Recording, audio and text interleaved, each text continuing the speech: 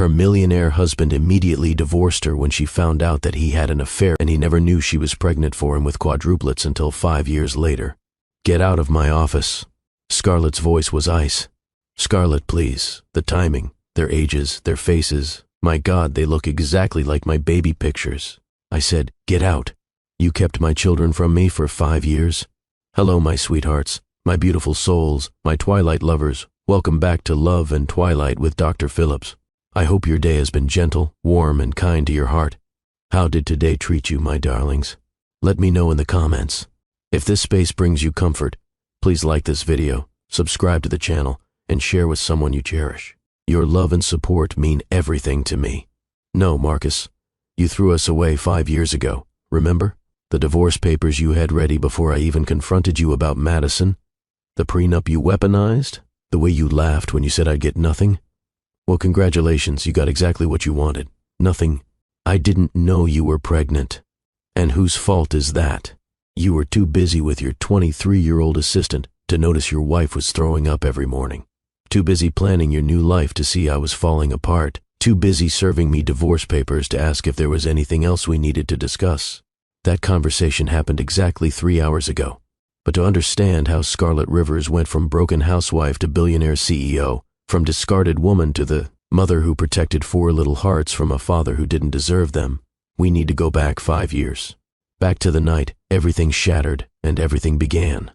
It was 3:47 in the morning when Scarlett found the messages. She hadn't been snooping. Marcus's phone had been buzzing incessantly on the nightstand, and she'd reached over to silence it so he could sleep. But the preview on the screen made her blood freeze. "Missing your hands on me. Last night in the conference room was incredible. Can't wait for Tokyo next week. Your wife really believes the merger story? You're brilliant, baby. Madison."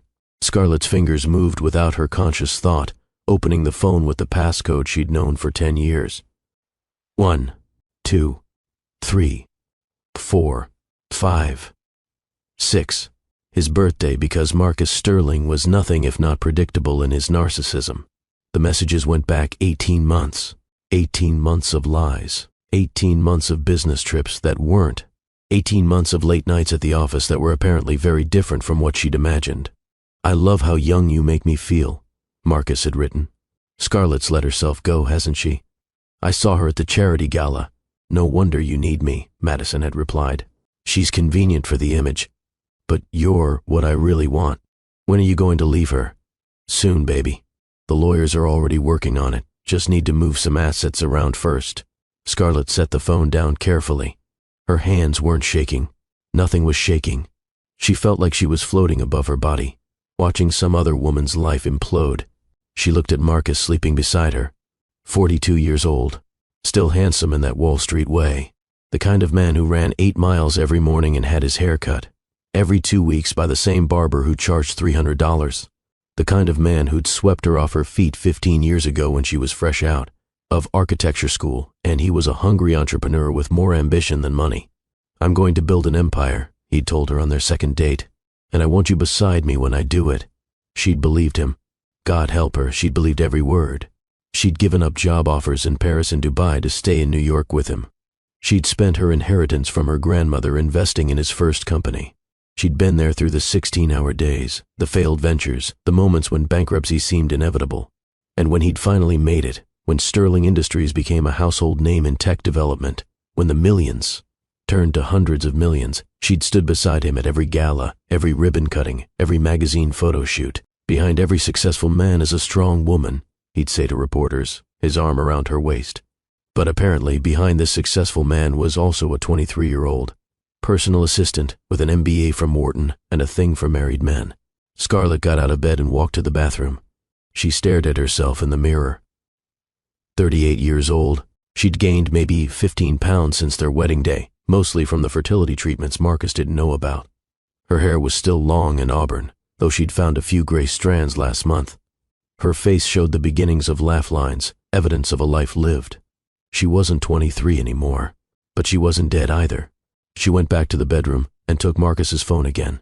This time, she went to the photos.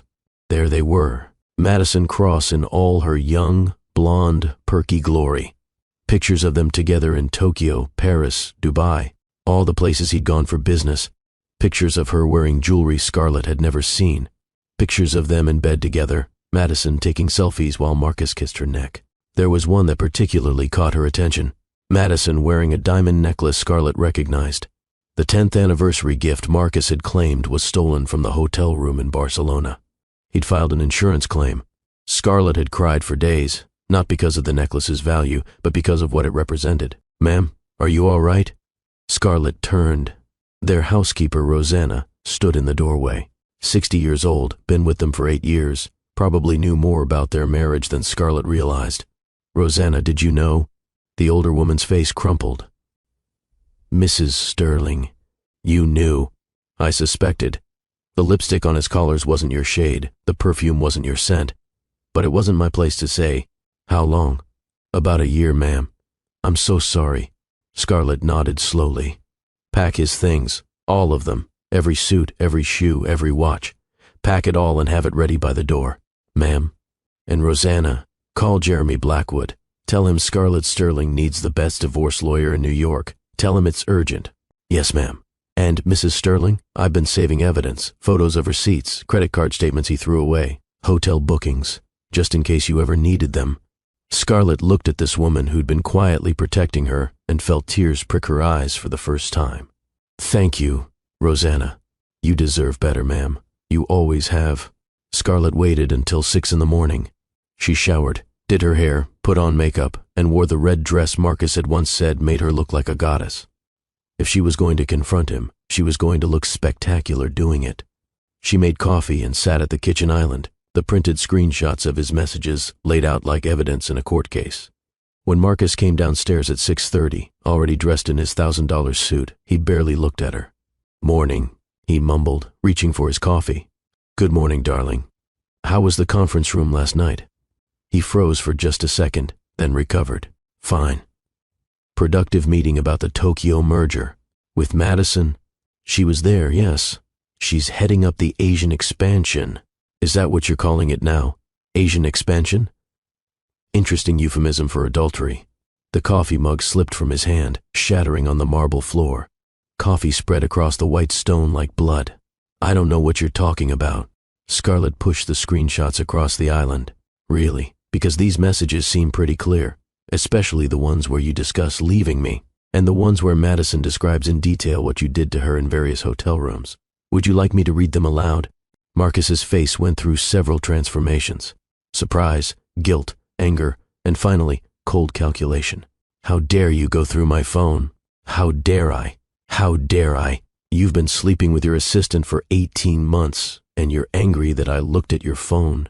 That's an invasion of privacy." Scarlett laughed, actually laughed. "Privacy? We're married, Marcus. Or did you forget that while you were invading Madison's privacy? Don't be crude. Crude? You want to see crude?" Scarlett stood up, grabbed the remaining coffee from the pot, and threw it across his suit. The hot liquid splashed across the expensive fabric, ruining it instantly. "That's crude. What you did is betrayal." Marcus stepped back, coffee dripping from his jacket. His face had gone purple with rage. "You crazy bitch." There he is. There's the real Marcus Sterling, not the charming businessman, not the devoted husband. Just another middle-aged cliché having a midlife crisis with his secretary. "She's not my secretary. She's the chief operations officer." "Oh, I'm sorry. You're having an affair with your chief operations officer. That makes it so much better. Tell me, did you promote her before or after she started sleeping with you?" Marcus's jaw clenched. "You want to know the truth? Fine. Madison makes me feel alive. She's young and ambitious and exciting. You're just... There, your furniture, Scarlett. Comfortable, familiar furniture that I'm tired of looking at." Those words should have destroyed her, should have sent her crying to the floor. Instead, Scarlett felt something cold and powerful rise in her chest. "Furniture?" She smiled. "All right, then you won't mind if this piece of furniture removes itself from your house. Rosanna has packed your things. They're by the door. My things? This is my house. Actually, if you check the deed, it's in both our names. And my lawyer says that gives me the right to ask you to leave temporarily while we sort out the divorce." "Divorce?" For the first time, Marcus looked genuinely shocked. "Scarlett, let's not be hasty. We can work this out. Couples therapy. I'll end things with Madison. You'll end things with Madison? How generous of you. How noble. You'll stop having sex with your 23-year-old assistant as a favor to me? She's 28. Oh, well, that makes it all better then. Marcus's phone rang. He answered it, his face going pale as he listened. What do you mean the accounts are frozen? On whose authority? He looked at Scarlett. You froze our accounts? My lawyer froze our joint accounts. Standard procedure in a divorce to prevent asset hiding. Though I'm sure you've already hidden plenty, haven't you? That's what you've been doing these last few months. Moving money around, preparing to leave me with nothing. How did you? Rosanna's been saving your receipts, your statements, every financial document you thought you threw away, every hotel receipt, every jewelry purchase, every dinner for two in cities where I wasn't with you. Marcus set down his phone slowly. You've been planning this. No, Marcus, you've been planning this. I just found out 3 hours ago, but unlike you, I don't need months of deception to end a marriage. I just need the truth. If you divorce me, you'll get nothing. The prenup. The prenup I signed when you were worth $50,000? The one that has an infidelity clause you insisted on, including because you were so sure I'd be the one to cheat? That prenup? His face went white. That's right, Scarlett continued. The infidelity clause you were so proud of. The one that says if either party cheats, they forfeit their claim to marital assets. Your lawyer was very thorough. I should send him a thank you note. You can't prove anything. I have screenshots of messages, credit card records, hotel receipts, and Rosanna took pictures of Madison's underwear in our bed last week when you thought I was at the spa. Would you like to see those? They're very artistic. She has a good eye for composition. Marcus sank into a chair. This is insane. 15 years of marriage and you're throwing it away over a mistake? A mistake. You've been planning to leave me for months. You've been sleeping with another woman for 1.5 years. You've been lying to my face every single day. Which part was the mistake? I love you, Scarlett. No, you don't. You love what I represent. The devoted wife who makes you look good. The woman who gave up her career to support yours. The prop in your perfect life portrait. But me, the actual person, you don't even see me. That's not true. What's my favorite book? What? My favorite book. We've been married 15 years. What's my favorite book? Marcus stared at her blankly. My favorite restaurant, my best friend's name, the song I listen to when I'm sad, the dream job I gave up to support your career. Silence. You don't know anything about me, Scarlett said quietly. I'm just furniture, remember? And furniture doesn't have favorite books. Marcus stood up, his coffee-stained suit making him look pathetic. Fine. You want a divorce? You'll get it. But I'll destroy you in court. I have the best lawyers in the city. Actually, you have the second best. I have the best. Jeremy Blackwood sends his regards, by the way. He said to tell you he's been waiting for this case for years. Jeremy, he's my lawyer. Was your lawyer. Apparently, he doesn't like men who cheat on their wives. Something about his own father being a serial cheater. He took my case pro bono just for the satisfaction of destroying you. Marcus grabbed his briefcase and the bags Rosanna had packed. At the door, he turned back. You're making a mistake, Scarlett. You'll regret this.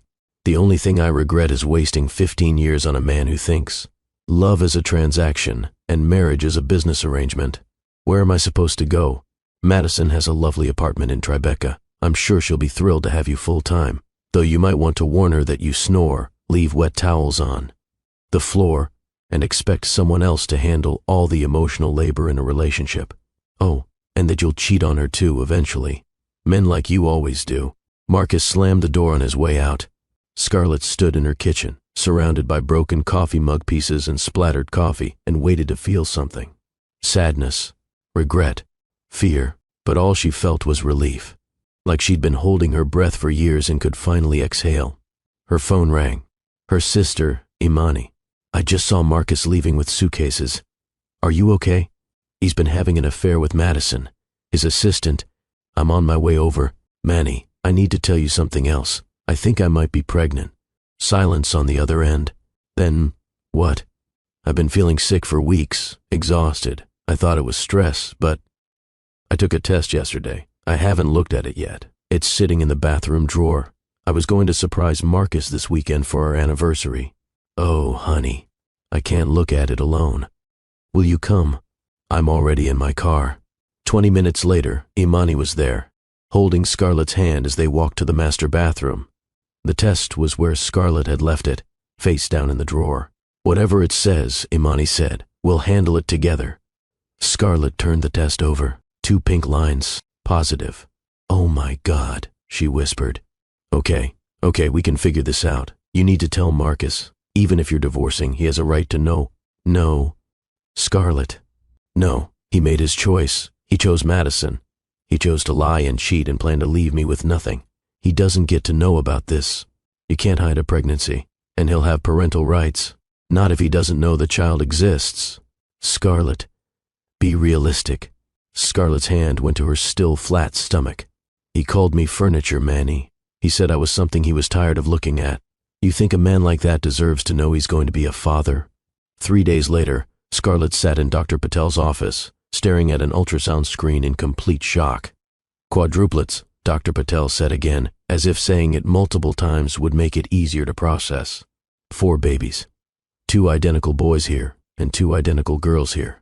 That's not possible. It's rare, certainly. About 1 in 700,000 pregnancies. But with your fertility treatments and family history of twins, it's not impossible. 4 babies. Scarlett couldn't breathe. I can't. How do I?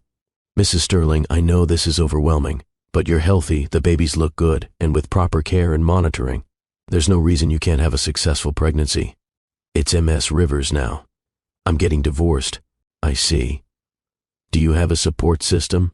Scarlett thought about her empty house, her shattered marriage, her husband who was probably waking up in Madison's bed right now. I'll figure it out. With quadruplets, you'll need help. This is not something you can do alone. But alone was exactly what Scarlett was. The divorce proceedings were brutal.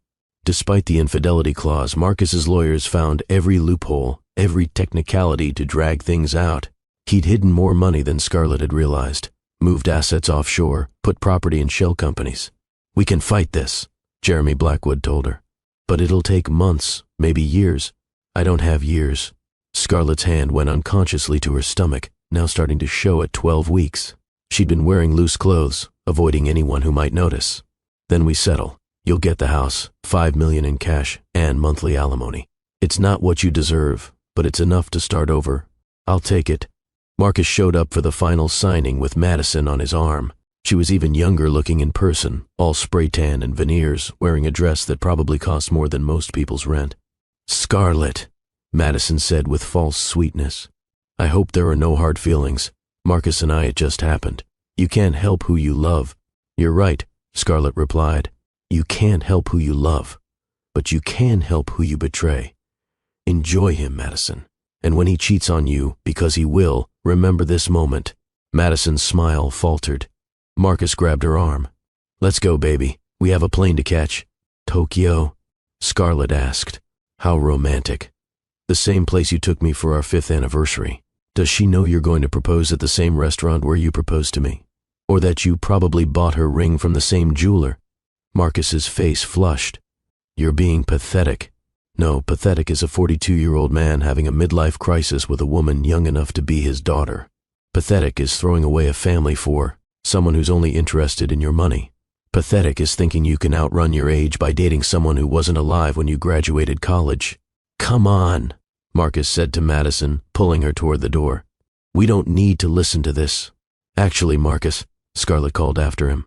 One more thing. Your mother called. She's disowning you. Apparently she likes me better. She said, and I quote, I didn't raise my son to be a cliché. The door slammed behind them. Jeremy Blackwood looked at Scarlett with admiration. That was beautiful. It was necessary. What will you do now? Disappear. And that's exactly what Scarlett Rivers did.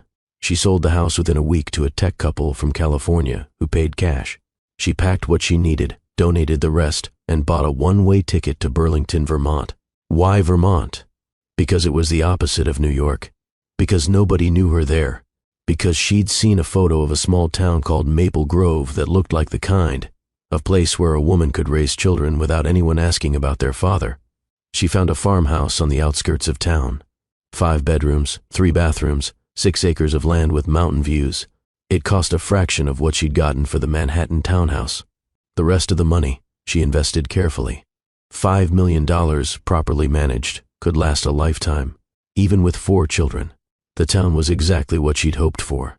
Small enough that everyone knew everyone, but respectful enough of privacy that nobody pushed when she said she was divorced and starting over. The locals assumed her ex was some Wall Street type who'd left her for a younger woman. They weren't wrong. "You'll love it here," said Dorothy Chen, the realtor who became her first friend. "Maple Grove takes care of its own. And honey, anyone running from a man is welcome in my book." Scarlett set up a small architecture office in the barn behind the house. She didn't need much work, just enough to keep her skills sharp and her mind occupied. She designed homes for locals, renovated the library, created plans for a new community center. But mostly, she prepared for the babies. 4 cribs in the nursery, 4 car seats, 4 of everything. The logistics were overwhelming, but she approached it like an architecture project.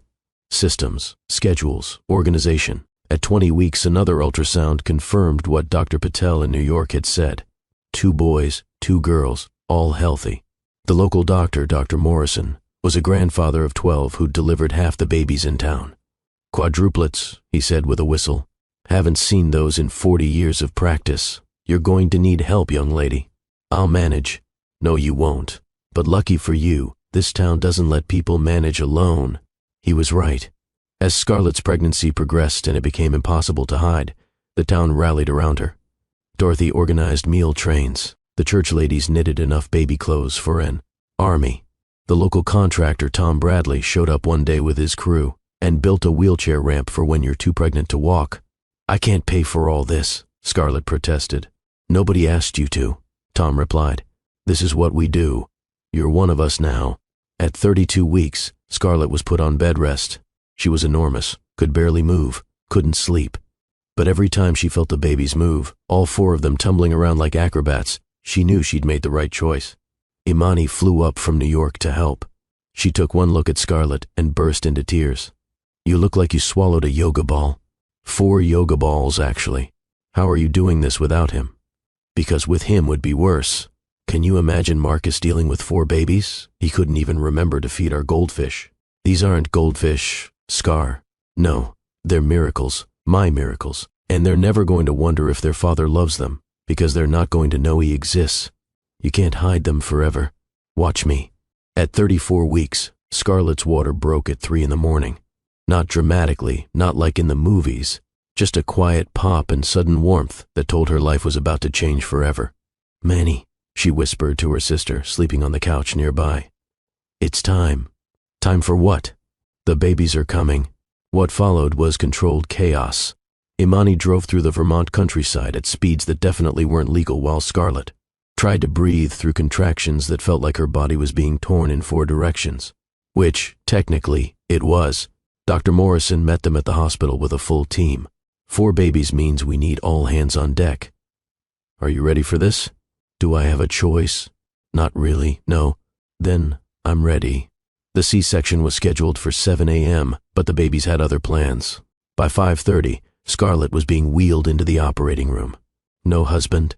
One of the nurses asked gently. "No husband, just my sister." "Then your sister it is. Let's go meet your babies." At 6:14 a.m., Matthew Marcus Rivers was born, screaming his anger at the world. 4 pounds, 2 ounces of pure attitude. At 6:15 a.m., Michael Mason Rivers followed his brother, quieter but with eyes wide open, taking everything in. 4 pounds exactly. At 6:16 a.m., Emma Rose Rivers arrived, delicate as a bird but with a grip that could crack walnuts. 3 pounds, 8 ounces. At 6:17 a.m., Elizabeth Grace Rivers completed the set, the smallest. At 3 pounds, 5 ounces, but with lungs that could wake the dead. 4 perfect babies, Dr. Morrison announced. "Congratulations, Mama. You just did something extraordinary." Scarlett, exhausted and overwhelmed, could only cry as they placed each baby on her chest for a moment before whisking them to the NICU. "They're early but strong," the pediatrician explained. "A few weeks in the NICU, and they should be fine." Those few weeks were the longest of Scarlett's life. She lived at the hospital, pumping breast milk every 2 hours, holding each baby in turns, learning their different cries and personalities. Matthew was the fighter, always first to eat, first to cry, first to demand attention. Michael was the observer, quiet and contemplative, studying faces like he was memorizing them. Emma was the charmer, somehow managing to look adorable even with tubes and wires attached. Elizabeth was the determined one, smallest but fierce, gaining weight faster than her siblings through sheer willpower. "They're incredible," Imani said, watching all four sleep in their incubators. "They look just like—" "Don't say it." "But they do, especially the boys. They have his eyes. They have my eyes, my heart, my love. That's all they need."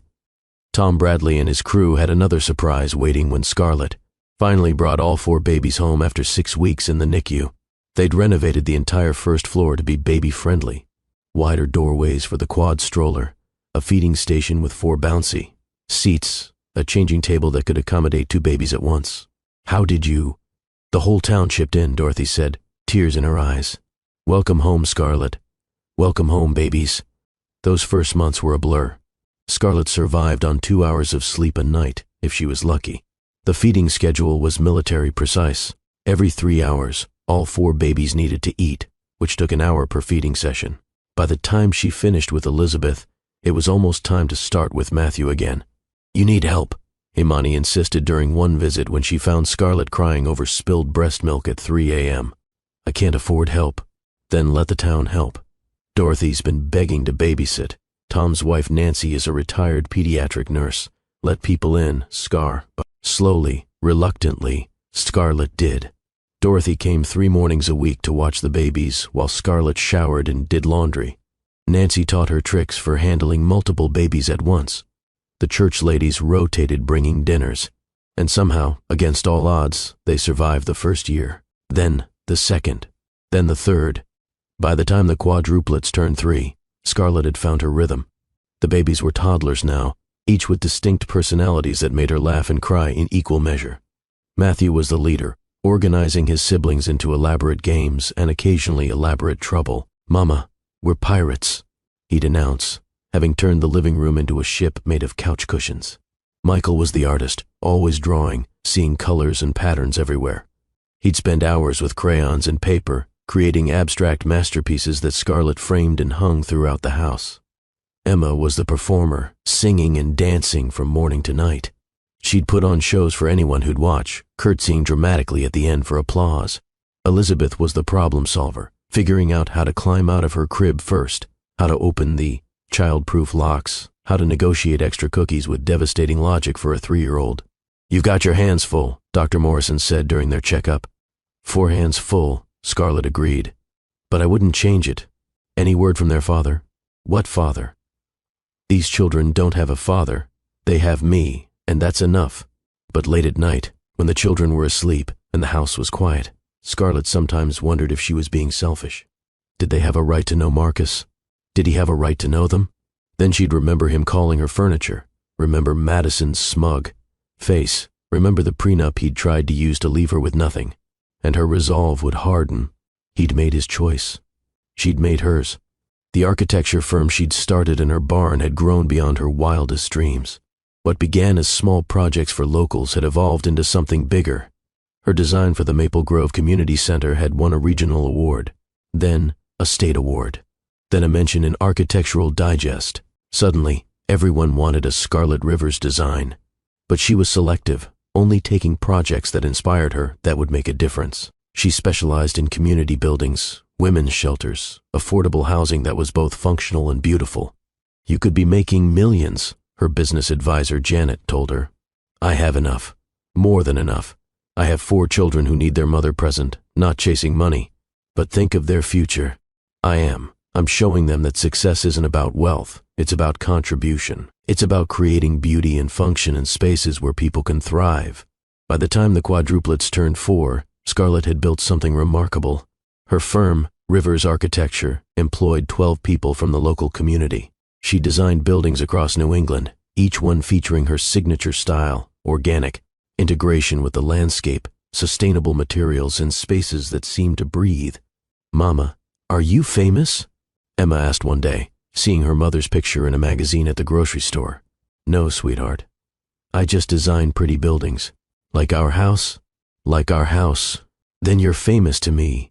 The children started pre-K at Maple Grove Elementary, all 4 in the same class, because Scarlett had fought the school board about separating them. They're quadruplets, she'd argued. They've never been apart. Separating them now would be traumatic, but wouldn't it be better for their individual development? They have their whole lives to be individuals. Right now they need each other. She won, of course. Scarlett had gotten very good at winning battles for her children. Their first day of school was documented by the local newspaper. Maple Grove's miraculous quadruplets start school. The headline read, with a picture of all four in their matching backpacks, but wildly different expressions. Matthew standing tall and protective, Michael hiding slightly behind him, Emma posing. Dramatically, Elizabeth looking directly at the camera with a challenging stare. "Do we have a daddy?" Michael asked that night at dinner, out of nowhere. Scarlett's fork froze halfway to her mouth. "Why do you ask, sweetheart? Tommy at school says everyone has a daddy, but we don't. You have me. Isn't that enough?" "Yes," Emma said quickly. "You're the best mama ever. But why don't we have a daddy?" Elizabeth pressed, ever the logical one. Scarlett took a deep breath. She'd practiced this conversation 1,000 times in her head. Sometimes families look different. Some have a mommy and a daddy. Some have two mommies or two daddies. Some have grandparents. And some, like ours, have just a mommy who loves them more than all the stars in the sky. "Did our daddy die?" Matthew asked quietly. "No, baby. He couldn't be a daddy. Some people aren't ready for the responsibility of being a parent." "Was he mean?" Michael asked. "He was complicated." "I don't need a daddy," Elizabeth announced. "We have you and Aunt Manny and Nez Dorothy and everyone." "That's right," Scarlett said, relief flooding through her. "We have a whole town of people who love us." The conversation seemed to satisfy them, for now. But Scarlett knew harder questions would come as they got older. What she didn't know was that 3,000 miles away, Marcus Sterling was about to see a magazine that would change everything. It was a random Tuesday when Marcus's world tilted off its axis for the second time. He was in his office, or what was left of it. Sterling Industries had downsized dramatically after Madison Cross had been caught embezzling. Turned out the woman he'd destroyed his marriage for had been stealing from the company for years, using her position and their relationship to hide it. She'd disappeared to Brazil with $12 million and a new boyfriend, leaving Marcus to face the board, the FBI, and the IRS alone. He'd avoided prison, barely, but his reputation was destroyed. The company had been sold to competitors. He was now a consultant, a glorified freelancer, working out of a shared workspace in a building he used to own. "Mr. Sterling, your 3 o'clock canceled," his assistant said. Not his personal assistant. He shared her with 5 other consultants. "Fine, I'll review the Singapore files." But when he went to the break room for coffee, a magazine on the table caught his eye. New England Architecture Quarterly. Not his usual reading, but the woman on the cover looked familiar. Rising star Scarlett Rivers, building beauty from ashes, the headline read. His ex-wife stared back at him from the glossy cover, looking better than she had during their marriage. Confident, radiant, successful. He grabbed the magazine, his hands shaking slightly as he flipped to the article. There was Scarlett in her office, surrounded by awards. Scarlett at a construction site, hard hat on, directing workers. Scarlett at a gala, wearing a dress that made his throat tight with memory. And then, on the last page of the article, a photo that made him sink into a chair. Scarlett with 4 children. 4 identical-looking children. 2 boys, 2 girls, all with dark hair and distinctive green eyes. His green eyes. His mother's eyes. The eyes that had been in his family for generations. The caption read, Rivers at home with her quadruplets, Matthew, Michael, Emma, and Elizabeth, age 5. Being a single mother to 4 has been my greatest adventure and my greatest achievement, she says. Age 5. Marcus did the math. Then did it again. Then once more because his brain refused to process what was obvious. If the children were 5, they were conceived 6 years ago. 6 years ago, he and Scarlett were still married. 6 years ago, right before she'd discovered his affair. Right before the divorce.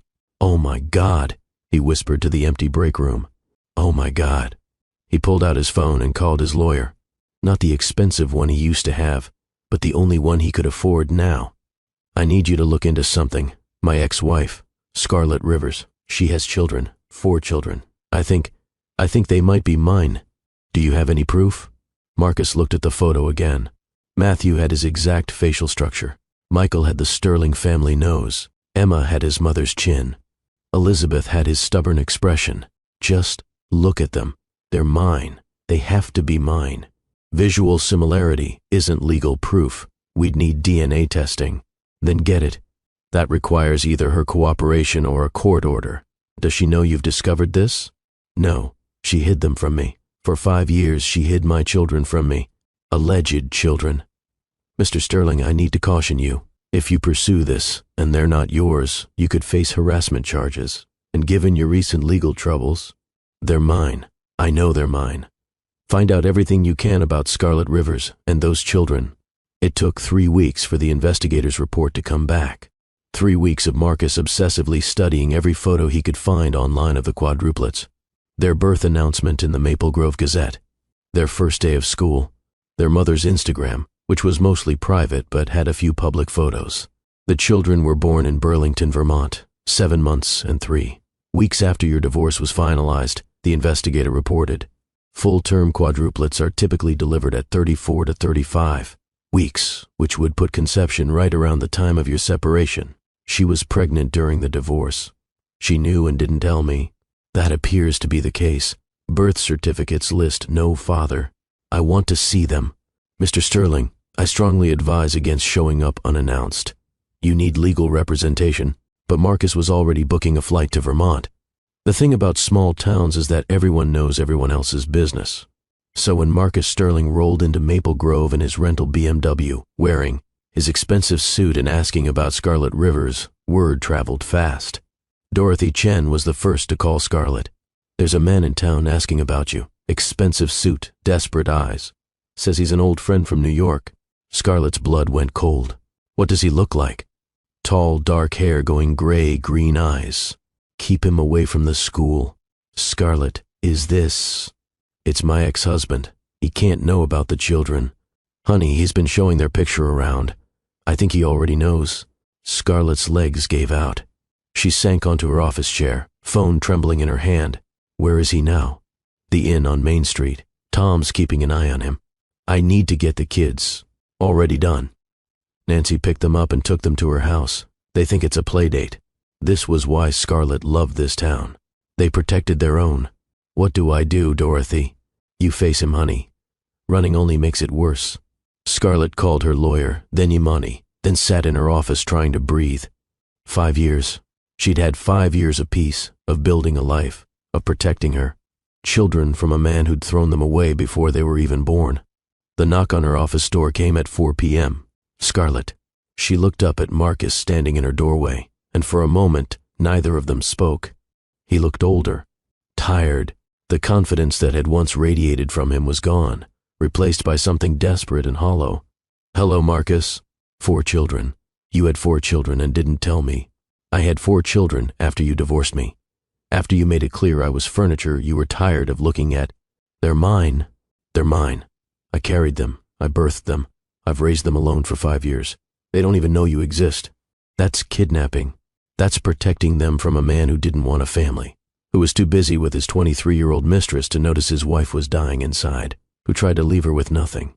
I didn't know you were pregnant. Would it have mattered? Would you have chosen us over Madison? Marcus opened his mouth, then closed it.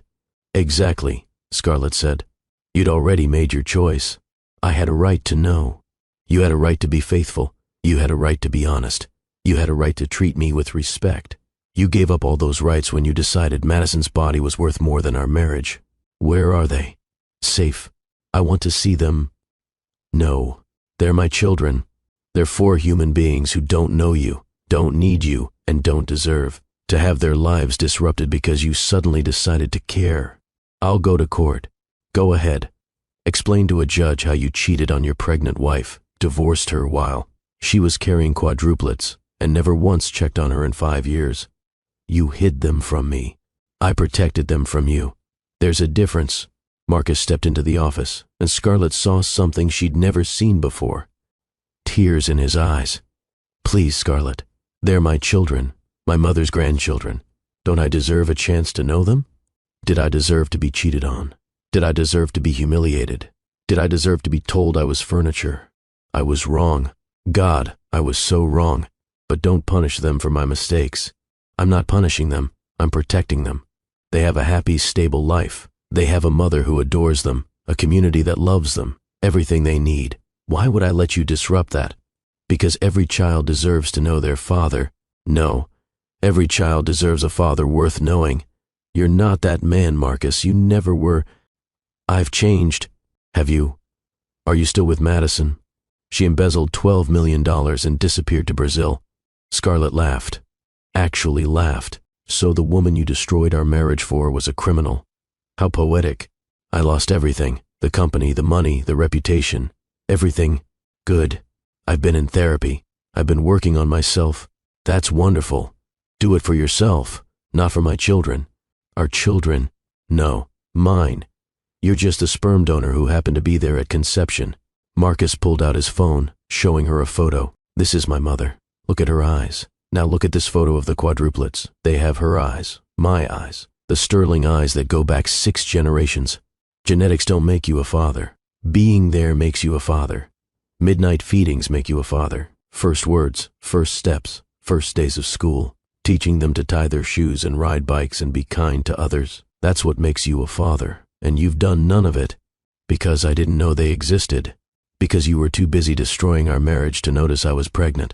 They stared at each other across the desk, years of hurt and anger and betrayal crackling between them. I'm staying in town, Marcus said finally. I'm going to petition the court for a DNA test and visitation rights. Do what you have to do. But know this, Marcus.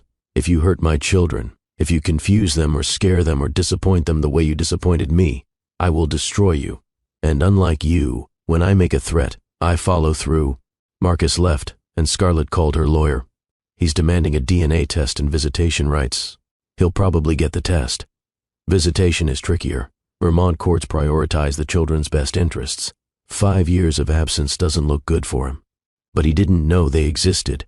Because you didn't tell him. That doesn't look good for you. What should I do? Document everything. Show the court that the children are thriving without him. Make it clear that introducing him now would be disruptive. And Scarlett, consider mediation. It's better than letting a judge decide. That night, Scarlett sat her children down for the hardest conversation of their lives. Remember when you asked about your daddy? 4 heads nodded solemnly. Well, he's in town. He just found out about you and wants to meet you. Why didn't he know about us? Elizabeth asked, logical as always. Because when you were in my tummy, he decided he didn't want to be married to me anymore. He left before you were born. Did he not want us? Michael asked, his sensitive soul already hurting. He didn't know about you, baby. I didn't tell him. Why? Matthew demanded, protective of his siblings. Because I was scared, I was hurt, and I wanted to keep you safe. Is he nice?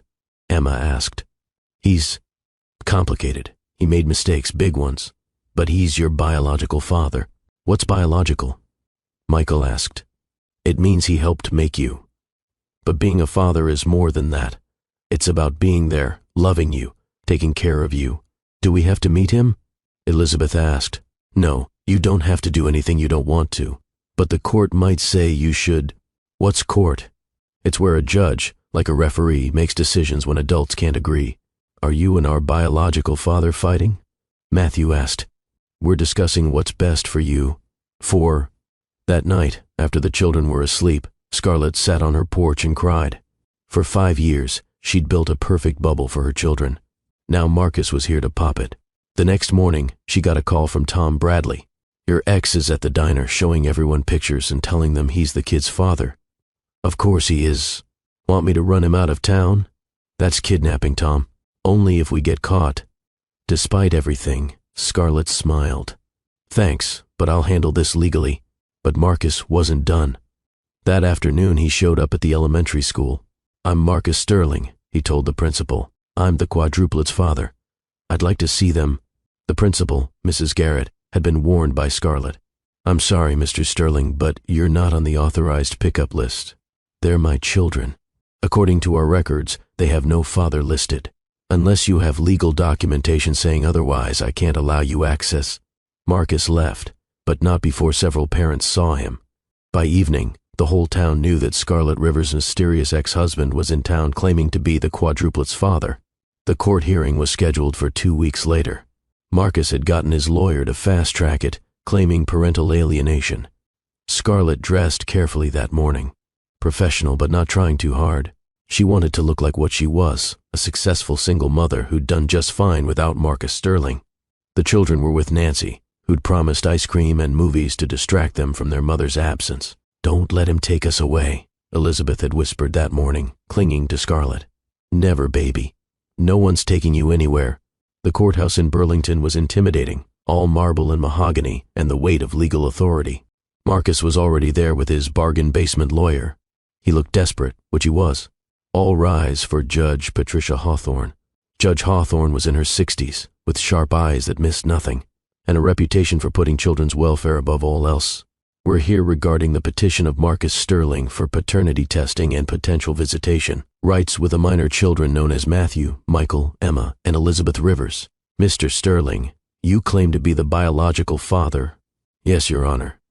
My ex-wife hid the pregnancy from me during our divorce. Miss Rivers, is Mr. Sterling the biological father?" Scarlett's lawyer stood. "My client neither confirms nor denies biological paternity. However, she asserts that Mr. Sterling abandoned his parental rights through his actions during the marriage dissolution. That's a legal determination for me to make, Counselor. Miss Rivers, why didn't you inform Mr. Sterling of the pregnancy?" Scarlett stood. "Your Honor, at the time of conception, Mr. Sterling was engaged in an extramarital affair. He initiated divorce proceedings, attempted to invoke a prenuptial agreement that would have left me with minimal resources, and stated explicitly that I was, quote, furniture he was tired of looking at. I made the decision to protect my unborn children from a man who had shown such callous disregard for his family." "That's emotional manipulation," Marcus's lawyer argued. "My client had a right to know." "Your client had a right to be faithful to his marriage vows," Scarlett's lawyer countered. "He chose instead to engage in an 18-month affair with his subordinate. That's irrelevant to parental rights. It's relevant to his character and judgment." Judge Hawthorne raised her hand for silence. "I'm ordering a DNA test to establish paternity. Once that's confirmed, we'll address visitation." "Your Honor," Scarlett's lawyer said, "we request a psychological evaluation before any visitation. These children have never known Mr. Sterling. Introducing him suddenly could be traumatic." "That's my fault?" Marcus burst out. "She hid them from me. Mr. Sterling, control yourself or I'll find you in contempt." "I apologize, Your Honor, but I've missed 5 years of my children's lives." "Through your own actions," Scarlett said quietly. "You chose Madison. You chose divorce. You chose to never once check on me after you left. Every choice you made led to this moment. I didn't know you were pregnant. You didn't care enough to ask." Judge Hawthorne looked between them. "I've heard enough. DNA test first. If paternity is established, we'll have a full hearing with a child psychologist present. The children's well-being is my only concern here."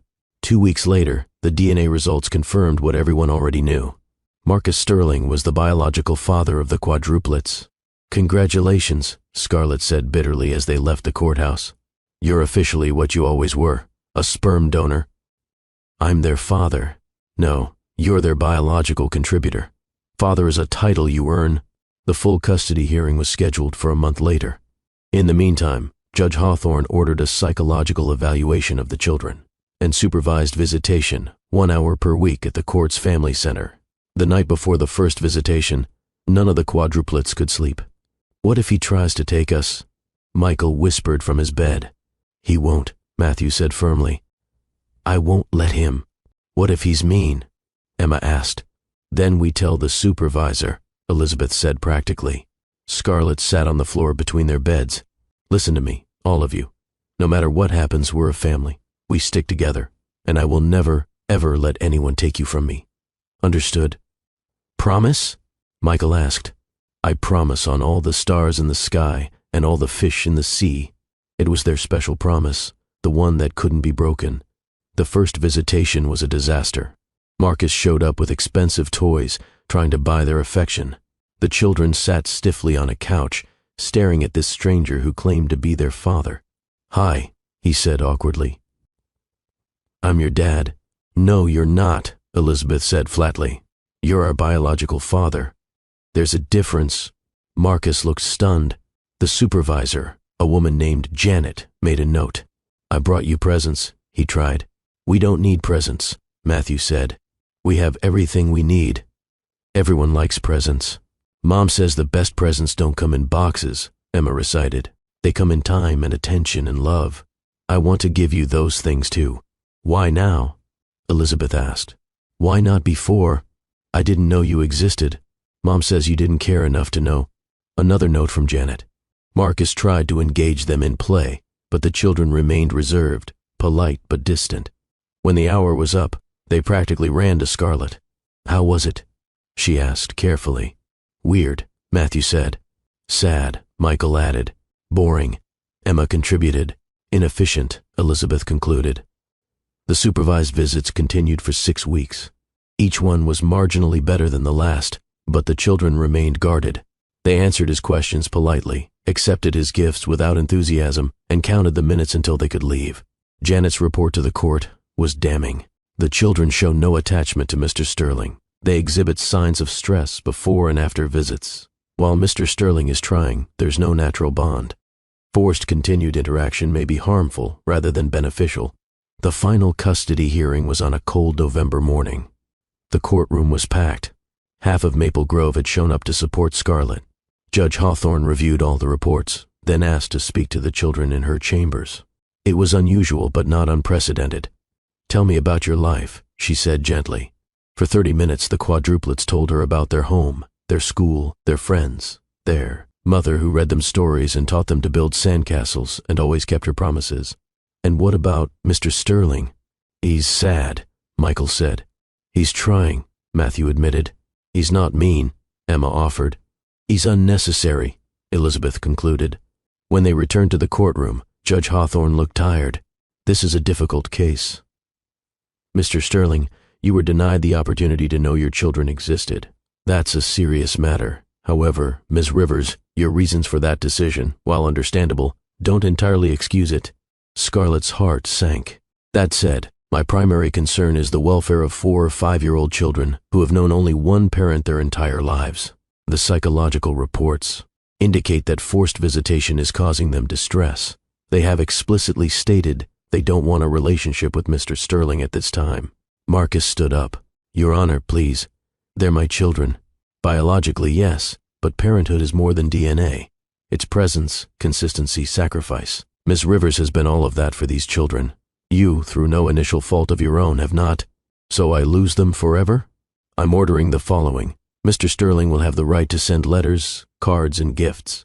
When the children are older, if they choose to initiate contact, that door remains open. But for now, forced visitation ends. Ms. Rivers retains full custody. The courtroom erupted. Scarlett's supporters cheered. Marcus collapsed in his chair. This isn't over, his lawyer said. We can appeal. But Marcus wasn't listening. He was staring at Scarlett and the 4 children who'd just walked in to join their mother. Can I at least say goodbye? He asked the judge. Judge Hawthorne looked at Scarlett, who nodded slightly. Marcus approached slowly, kneeling to their level. I know you don't understand why I wasn't there. I don't fully understand it myself. But I want you to know that I'm sorry. And if you ever want to know me, really know me, I'll be waiting. Elizabeth, always the bold one, stepped forward. Will you stop making our mom sad? Yes. Will you stop trying to take us away? Yes. Then maybe, when we're older, we can talk. The other 3 nodded agreement. Marcus's eyes filled with tears. I'll wait, as long as it takes. He stood, looked at Scarlett one last time. I'm sorry, for everything. You did an amazing job with them. I know. He walked out of the courthouse and out of their lives, at least for now. That night, Scarlett tucked her children into bed with extra care. Are you okay, Mama? Michael asked. I'm perfect, baby. We're all perfect. Will he really wait? Matthew asked. I don't know. But that's his choice to make, not ours to worry about. I'm glad he's gone, Emma said. He made everything complicated. Sometimes complicated things help us appreciate the simple things, Scarlett said. Like us? Elizabeth asked. Exactly like you. As she turned off their light, Matthew called out, Mom? Yes, baby. You're not furniture. You're the whole house. Scarlett's eyes filled with tears. Thank you, sweetheart. And houses don't need decorations to be homes, Elizabeth added. They just need love. When did you all get so wise? We learned from you, they said in unison. 2 years passed. Scarlett's architecture firm grew into one of the most respected in New England. The quadruplets thrived, each developing their unique talents. Matthew became captain of his Little League team. Michael's art was featured in a children's gallery. Emma got the lead in the school play. Elizabeth won the state science fair for her age group. Marcus kept his word. He sent birthday cards and Christmas gifts. He didn't push, didn't show up, didn't try to force his way into their lives. The cards were simple. Thinking of you. Love, Marcus. Sometimes Scarlett wondered if he'd really changed, or if this was just another long game. But mostly, she didn't think about him at all. Then, on the quadruplets' 7th birthday, something shifted. "Mom," Elizabeth said, holding his card, "I want to write him back." "Are you sure?" "I have questions. I'm old enough for answers." The others agreed. So Scarlett helped them write a letter. Simple, childlike, but honest. "Dear biological father, thank you for the birthday cards. We have questions. Why did you cheat on Mom? Why did you pick Madison over us? Are you sorry? Do you have new kids now? Sincerely, Matthew, Michael, Emma, and Elizabeth." Marcus's response came 2 weeks later, handwritten on simple stationery. "Dear Matthew, Michael, Emma, and Elizabeth, your questions are fair. I cheated because I was selfish and weak. I didn't pick Madison over you because I didn't know you existed, but I did pick her over your mother, which was the biggest mistake of my life. I am sorry every single day. I don't have new kids, I don't have anyone. I just have regrets and hope that someday you might forgive me. Love, Marcus." "That's sad," Michael said after Scarlett read it to them. "Good," Emma said. "He should be sad." "Do you forgive him, Mom?" Matthew asked. Scarlett thought about it. "I forgive him for my own peace, but forgiveness doesn't mean forgetting. Can we meet him?" Elizabeth asked. "Just once, to see." Scarlett's instinct was to say no, but she looked at her children, growing older, deserving of their own choices. "When you're 10, she said, "if you still want to, we can arrange one meeting. 3 more years. 3 more years to prepare for the possibility of Marcus Sterling re-entering their lives.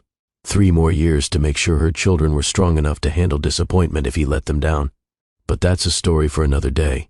For now, Scarlett Rivers sat in her beautiful home, surrounded by her 4 miraculous children, successful in her career, supported by her community, and realized something profound. She'd thought Marcus had destroyed her all those years ago, but he'd actually freed her to become who she was meant to be. A mother, an architect, a survivor, a thriver. The woman in the mirror wasn't the one Marcus had called furniture. She wasn't the one who'd thrown dirty underwear in Madison's office. She wasn't even the one who'd fought him in court. She was someone entirely new, someone entirely herself. And that was the greatest revenge of all. As she tucked her children into bed that night, Elizabeth asked one more question. "Mom, do you think people can really change?" Scarlett kissed her forehead.